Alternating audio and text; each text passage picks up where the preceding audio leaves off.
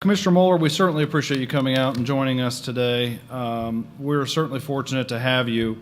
Commissioner Moeller is serving a second term now on the commission, having first been appointed by President Bush in 2006 and appointed in 2010 by President Obama, reappointed. Prior to joining FERC, Commissioner Moeller served as an energy policy advisor to U.S. Senator Slade Gordon, worked in legislation related to a wide variety of energy issues. And I could go on, Commissioner, but I think I can personally say that having Commissioner Moeller at FERC and knowing intimately the details, the politics, and everything that's going out here in the West has been a great asset to us. And I know I can always seek out his counsel on how to navigate some difficult issues, and I truly appreciate that. So, Commissioner Moeller, thank you for joining us this morning.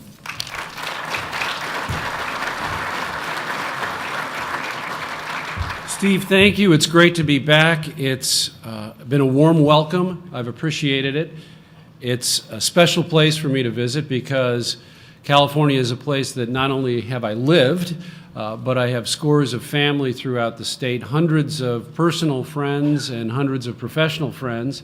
This is an extremely important economy, part of the Western economy, of which I hail from. And so I made the effort and appreciate the invitation to come out here to be part of an exciting effort to move to the future in a good way that will benefit consumers and the environment as well. It was a real treat to also hear Ralph Cavanagh yesterday.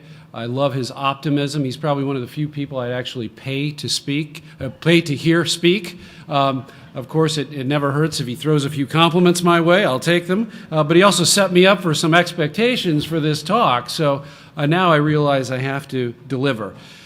If I were to try and put a theme to these remarks, it would be to face the facts and be bold. I think you'll hear what I mean as I go through the talk, where I will have a few reflections, talk about some of the challenges and things to look for, and then have some recommendations as to how we all move forward to get through this set of challenges that are facing us.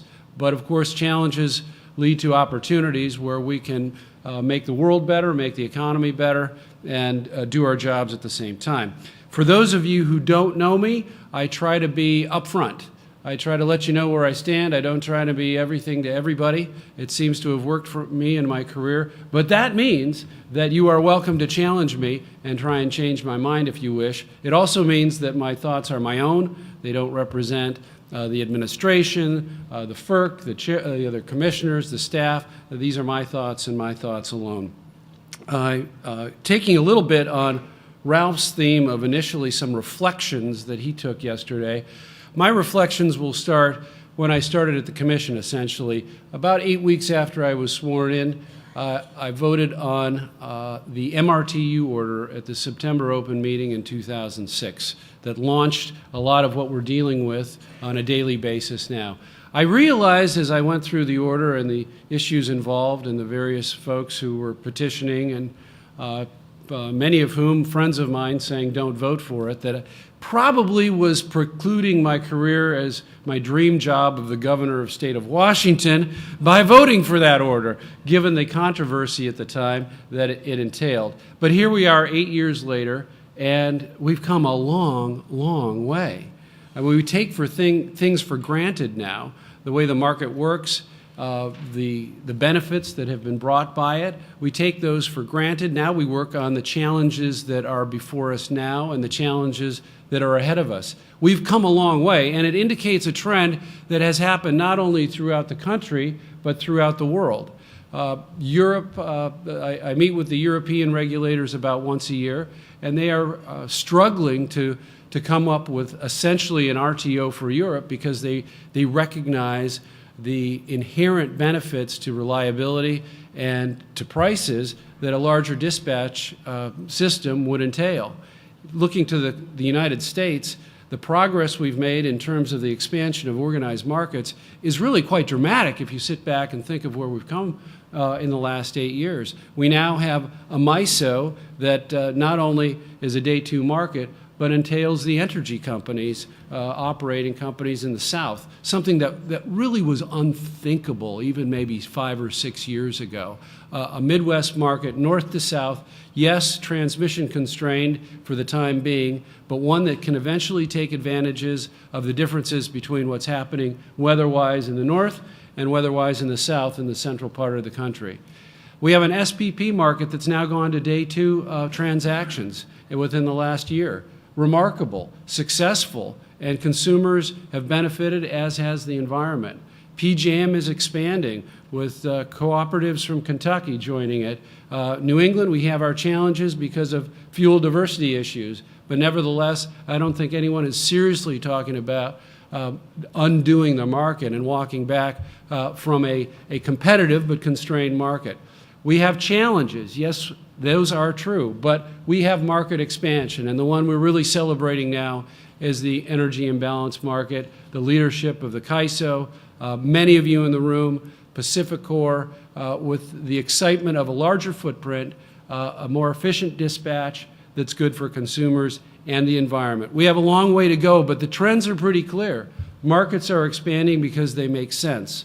We're going to have a lot of difficult decisions as this continues to happen, but it's a good news story that we have to continue to reflect on. A short observation about microgrids. For those of you who work on microgrids, God bless you. I support what you're doing, and I want them to be successful. But let's remember that this nation started with microgrids, and we decided that it was a lot more efficient to connect the microgrids through a transmission system that is robust and bold and thereby more efficient. Microgrids are great in their context, but don't let the lure of that fool us or distract us from the need for a more robust wholesale high voltage grid. Essentially, those of us in the East anecdotally sometimes see the example of the Princeton campus as a good example of microgrids. Granted, it's a good system, but you have to remember that Princeton has 70 or 80 years of biological samples that they are continuing to maintain for research purposes, and they have a little extra incentive to make sure that that research does not go away with the loss of electricity. Similarly, military bases have those kind of extra externalities that can justify those costs, but as a friend of all of us told me the other day, I have a hard enough time with my neighbors figuring out where we're going to park, let alone who's going to run the microgrid. So again, not to be down on microgrids, keep going, but let it not distract us from getting a wider footprint, a wider market area to again gain the efficiencies and consumer benefits of what a market entails. Nevertheless, we have a series of challenges that are facing us as we move forward. The overgeneration issue is real. Let's not pretend that it's easy to solve. It's solvable, but it's going to be a challenge. Most of you know I come from the Pacific Northwest. We had those issues with Bonneville a few years ago. It's better to address them ahead of time than to have them come on you and have to deal with a FERC filing to resolve it. So when the CAISO says we have these issues coming, let's be proactive, be bold, and thoughtful about the facts and address them so that they are manageable before they become a crisis. We just dealt with hopefully the final order on the Bonneville overgeneration at our open meeting last week, and that should be a lesson to avoid here in this market. We have the issue of the once-through cooling projects in the state here that will be phased out. I've been trying to warn state regulators and my fellow regulators for about 4 years on this upcoming set of challenges. At least we can see them coming, thanks to, at least in my case, a briefing probably 4 summers ago in Folsom. Again, these are manageable issues, but they have to be dealt with about the facts and with some boldness so that it doesn't become a bigger problem than it otherwise would have. Though I try to tell people a lot of these units are located in some of the most expensive real estate in the world. It's pretty unlikely that we're going to see new power plants put on the California coast, and so the issues related to where we replace that generation, voltage support, related to the new generation and the existing load have to be reconciled in a relative hurry.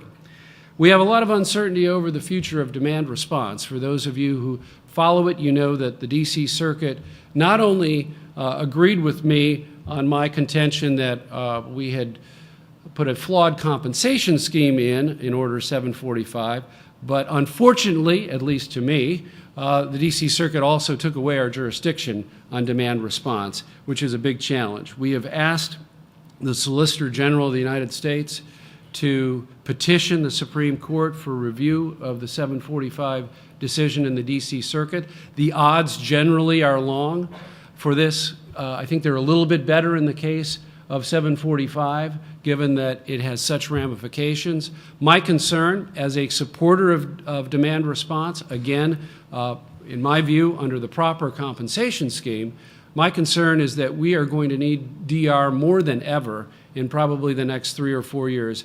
Arguably, yes, in this market, but even more so in the Midwest and in PJM and New England. And so losing it at a time of massive resource transformation is particularly unfortunate in terms of how the timing goes. So we've got a set of challenges there, and we can move forward in certain ways that I'll talk about later. We have a convergence of regulatory models that was alluded to in Jan Smutney-Jones' question yesterday to the afternoon panel. I will put you to Dave Raskin's article in the Harvard Business Law Review that brings up the case of when, we're going to be seeing a situation where retail sales of distributed generation start to creep over the line into FERC jurisdiction in the Federal Power Act. That is not something that's likely to go away on its own. I think we can see where the trend of that is going, and there's potentially a conflict there that it's better to face the facts and be bold than pretend that it's not existing. We have a series of subsidies. I don't like subsidies, but they're there. Subsidies distort markets, in my opinion. They're almost always started with good intentions, but nevertheless, they distort markets, and people have a funny way of not wanting to get rid of them once they get them. My favorite personal story on that is that a friend of mine who was a classmate at Stanford and also a graduate of the Harvard Business School complained to me about 18, 19 years ago that this person's parents had just bought a $10 million house in Sausalito, and the Republicans, it's always the Republicans, were going to take away the home mortgage interest deduction from them. And, without even a taste of irony that, essentially the home mortgage interest deduction was a way for poor people to subsidize rich people. This very smart person did not even see the contradiction in that. Nevertheless, once we get subsidies, we start feeling like we have a right to them, and we have to deal with the fact that they are distorting markets, and I'll go to that next. So with those set of challenges, what are some of our solutions? Because we have solutions to these challenges if, again, we face the facts and we take some bold decision-making. As an aside, when you think back of the people you admire either in your personal life or perhaps public officials, politicians, isn't that the ones who are bold are the ones that you respect? The ones that try and be everyone to everybody, they're not the ones who made a difference, or at least in a positive way.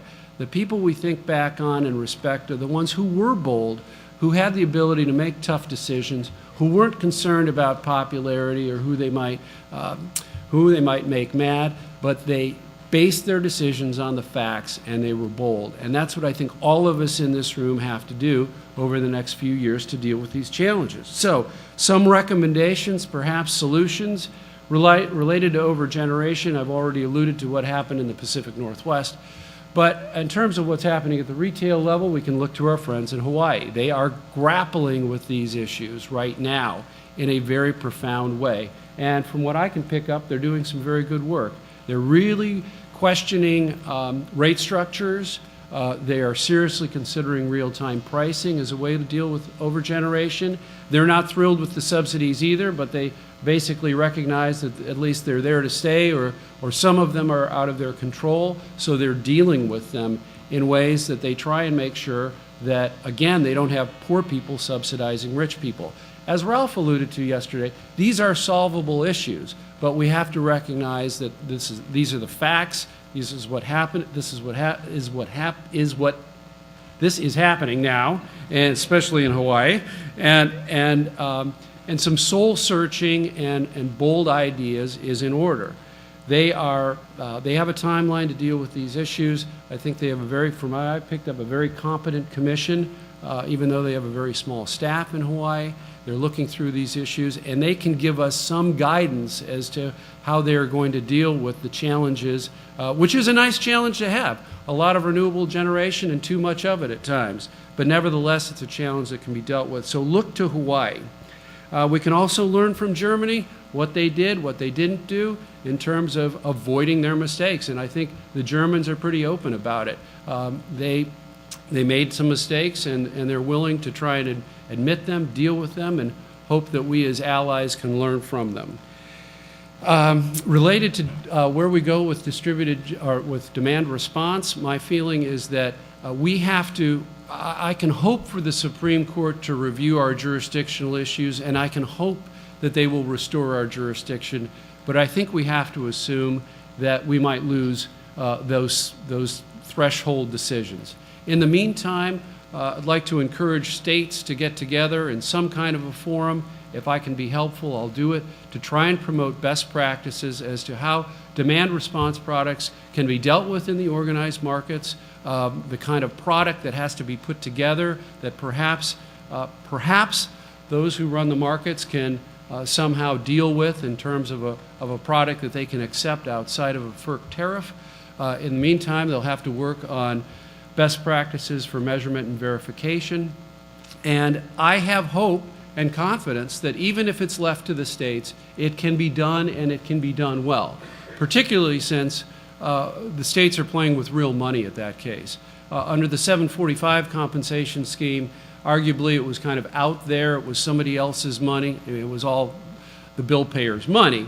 But when it's hidden in the wholesale market, it's pretty easy to spend it and perhaps not be as responsible about it. My confidence level, although all states may not be equal on this, is that when they're dealing with their bill payer money, that they will be better about it and more efficient and make good decisions. Nevertheless, we have to get going on this in a hurry, because as I alluded to, the next 3, 4, 5 years throughout the country is going to be extremely challenging, but more challenging in the Eastern Interconnection, related to the great amount of coal that's being shut down in a very, very short amount of time. So hopefully we can convene, maybe Commissioner Florio, you and I can work at getting state regulators together to work on some best practices for demand response.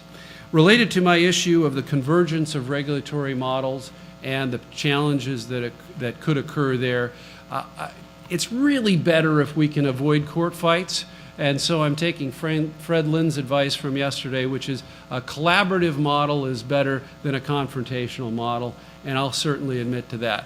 But number one is we have to face the facts. We're coming to a point where we could have a jurisdictional clash, and talking about it ahead of time, perhaps having some bold ideas and some approaches that can avoid litigation will only help, because the convergence of all our industries is taking place, from water to energy, environment to energy, telecom to energy, but regulation is converging too. Those lines are blurring, and it's best that we recognize them and deal with them so that we can get the bill payers what they want, but also obviously follow the law, which is something that I raised my hand and swore to do when I was sworn in.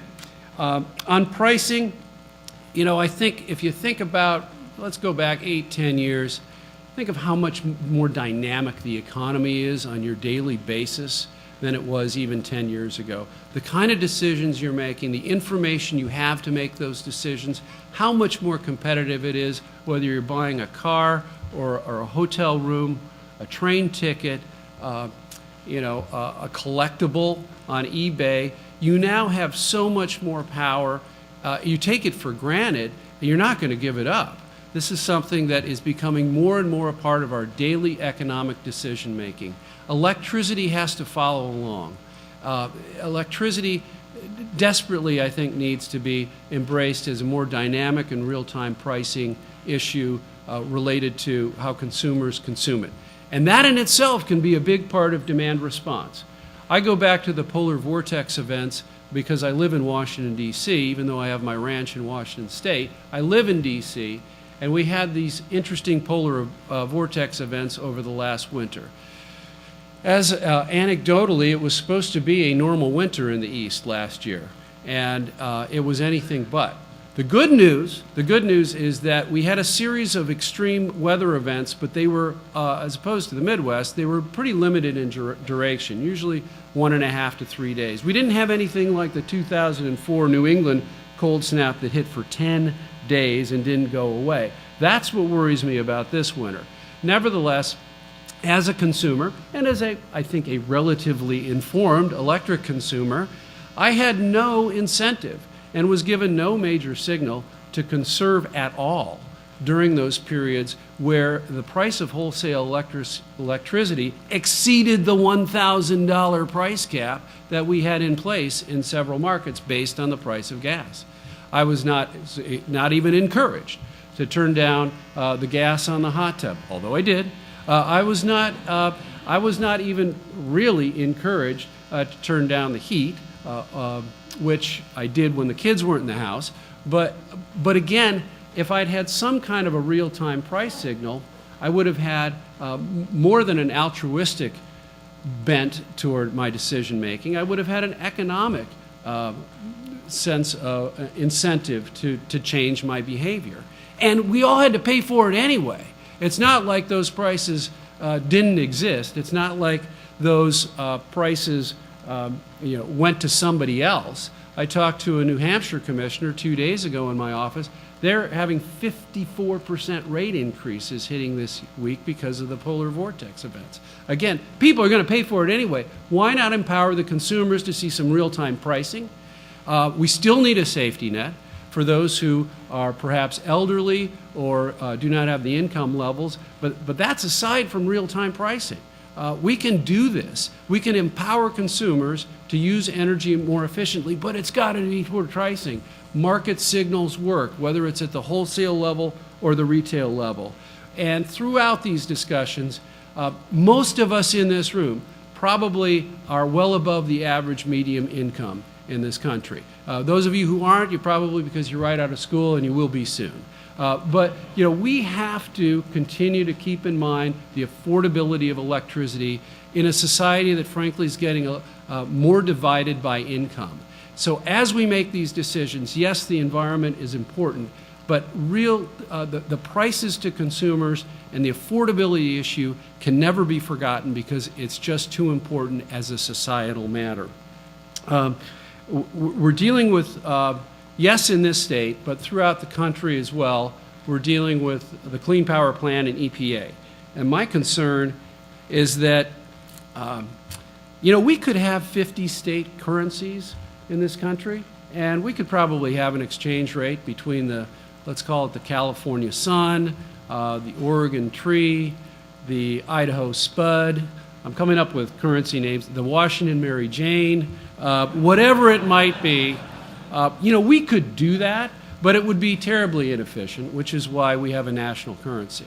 My concern with 111D, and I realize it's all they could do under the Clean Air Act, but 50 state implementation plans, or 48 or 47, whatever the number you pick, trying to fit that square peg into the round hole of interstate commerce, which is really what we're talking about. Energy policy through the EPA being placed on a very vibrant interstate market. It just doesn't fit.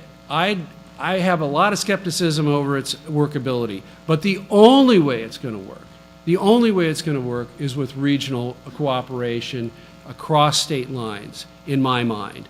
Some, I'm sure, will disagree with me, but that's the way it'll work, and that's the beauty of where we're going. With the EIM now expanding throughout the West, with a lot of people quietly or more overtly expressing interest once it goes up and running and the efficiencies are proven through a larger footprint with more efficient dispatch, more economic dispatch. We're on our road to a Western market that works and delivers environmental and consumer benefits to the country. Let's keep it going. As I told you, face the facts and be bold.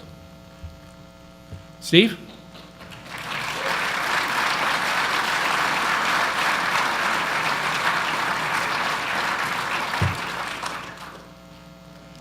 I think the commissioner is willing to take questions for a couple of minutes. Microphones are around. Raise your hand if you'd like 5 minutes. 5 minutes.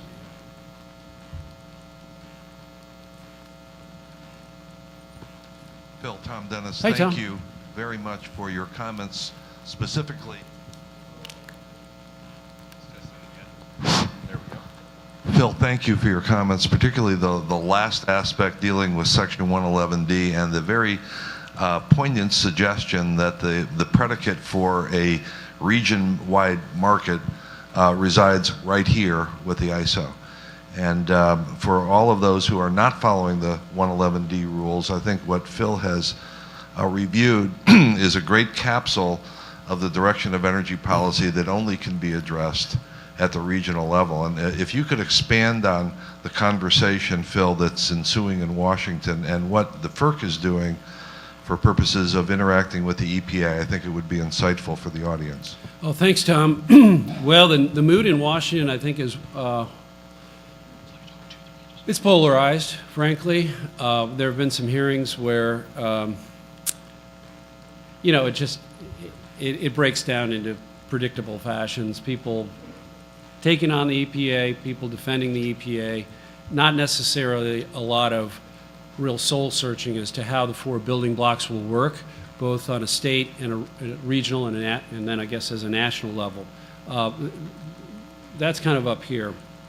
It's utilities, I think, generally speaking, are staying pretty cool on this and not getting out front. SPP came out with some comments saying it will not work in our region. They were very, very blunt. The rest of the ISOs, I think, are cautiously saying, we're not quite sure how this is going to work, but we know it's going to cost at least this many billions of dollars. Real soul searching, especially with the MATS implementation causing a lot of anxiety over the next 12 to 16 months. States, I'm hearing, you know, when you hear somebody like Oregon say, we need you to redo the energy efficiency or we can't do it, that's a kind of a crack in the armor that's telling to me. FERC supposedly is having staff conversations with the EPA, but we're not doing anything formally, which I find very frustrating. It's the decision of our chair. In the meantime, I'm hoping to put something together where we at least have a forum to, in a sober and rational decision-making way, not an attempt to beat up on the EPA or the rule, talk through the realities of the reliability implications of the 4 building blocks. I mean, this is not coal country, but it's hard to find a single person who thinks that you can get a 6% efficiency rate out of coal plants because there's already an economic incentive to do that. Maybe 1% is what people are saying. Energy efficiency, I've been a strong supporter, but to get 1.5% per year to 2030 is pretty aggressive, especially for states like California and Washington that have already done a lot and aren't getting a lot of credit for that. So is it possible? Yes. But my concern is how you translate energy efficiency into those areas of the country where electricity consumption is actually growing. It's not well known, but we've got places, particularly where there's oil and gas production going on, where they're getting 6 and 7% increases in electricity consumption per year. And they're putting a lot of people to work. You know, if you don't like fossil fuels, maybe you don't like that. But it's an area of the country and the economy that's growing. And how do you deal with those areas, Louisiana, North Dakota, Texas, that their electricity consumption is growing because the economy is robust? That has to be figured in.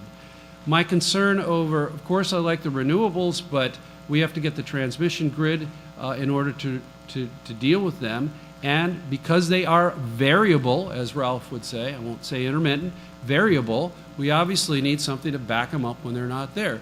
That's going to be gas. That goes to the other building block of 70% dispatch for gas. You know, in the Midwest, the highest they've ever had is 24%. While they're closing down a lot of coal, we don't have the right financing mechanism in place under a new business model for gas pipelines. They've been financed traditionally by LDCs and some industrial customer, 10, 20, 30-year long-term contracts. Power plants that don't know if they're going to run on a daily basis don't have an economic incentive to sign a 20 or 30-year gas deal. And so, although we are seeing pipe built in PJM, we're not seeing it built in the Midwest or New England, where we desperately need it. The highest gas prices in the world are going to be in February for New England. And they are 100 miles away from the cheapest gas prices in the world.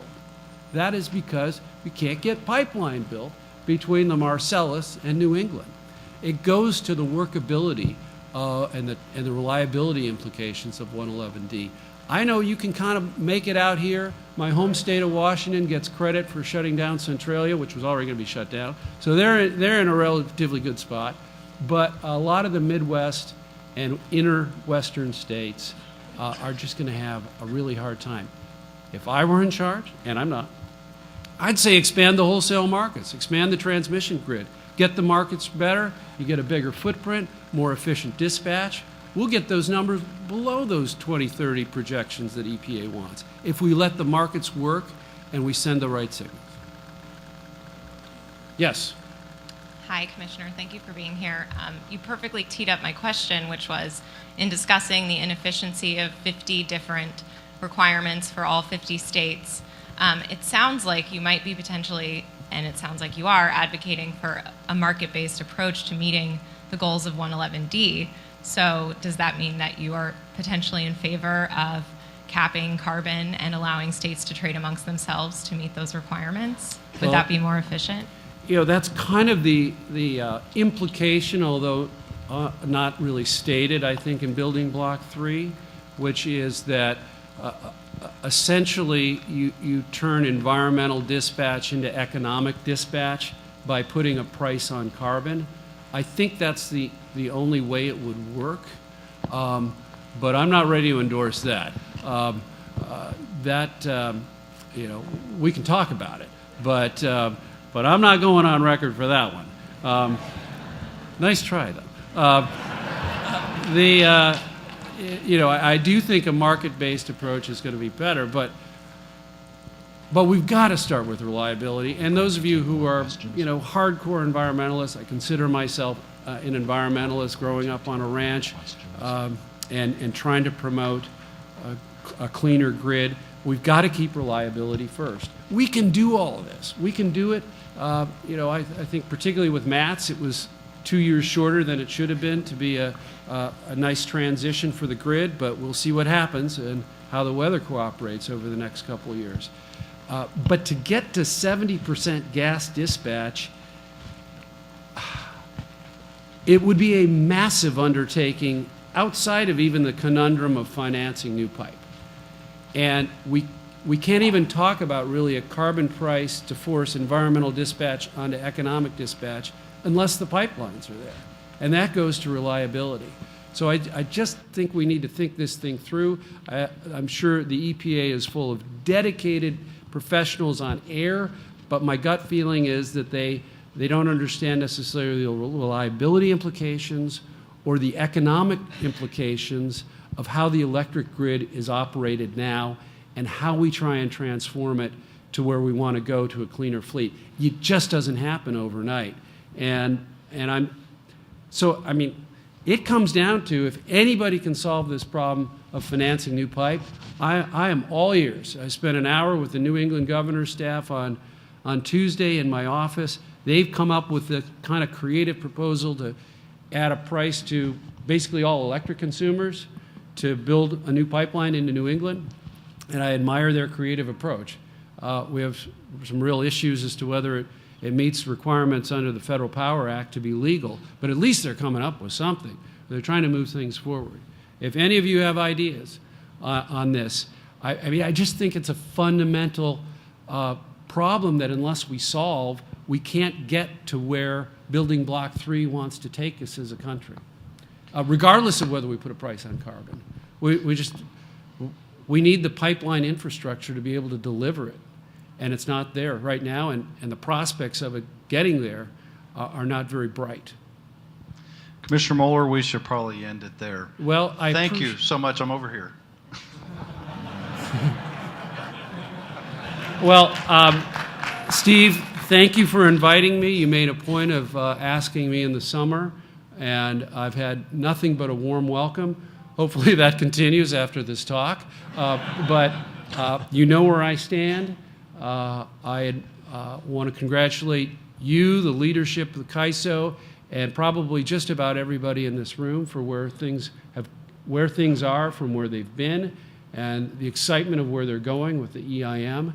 We all have a lot of work ahead of us to keep it going and to tweak it, make it work, demonstrate the value to consumers. Always a challenge with competitive markets, but it was an honor to be here. And again, thank you for having me. Thank you, Commissioner.